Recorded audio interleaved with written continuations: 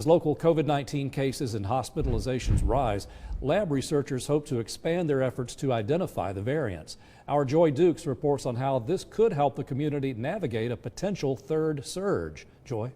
Yeah, David, I'm told by researchers at Athena Esoterics, formerly known as the Baylor School Lab, that new testing and sequencing technology will be arriving tomorrow. Now, they say this expansion will be key in monitoring how the virus mutates as we move into fall. Loosened COVID-19 restrictions, low immunization rates, and an ever-mutating coronavirus in Hamilton County have brought on a 200% increase in new cases and hospitalizations, according to local health officials. We are looking at having the predominant strain be the Delta variant.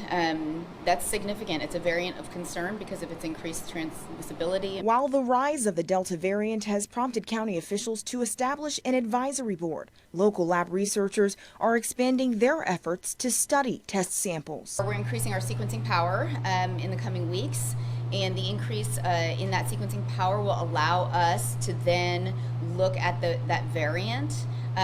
Whatever variant is going to be prevalent as we move into the fall. Athena Esoterics lab manager Dr. Don Richards tells Channel 3 they have purchased new technology that will give them the ability to process and sequence test samples all at once. Sequencing is really important through this. It's been really important as a mechanism to figure out how the virus is changing. We've seen kind of the change, the evolution of the variants since December here. It will also allow them to test for other respiratory infections as students prepare to return to school, holiday gathering, and cold and flu season ramps up. That sequencing allows us to then go into that sample and determine, is this a variant that we're concerned about, or is it the flu? It's the answer to understanding what's in store for a potential third wave in cases on a larger scale.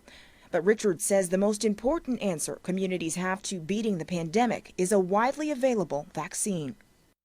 And Richards tells us this new technology is expected to arrive at the lab tomorrow, and they hope to have everything online by late August or early September. And for a list of upcoming vaccination events around the city and county, you can click on this story inside the WRCB app. For now, reporting live in the studio tonight, Joy Dukes, Channel 3 Eyewitness News.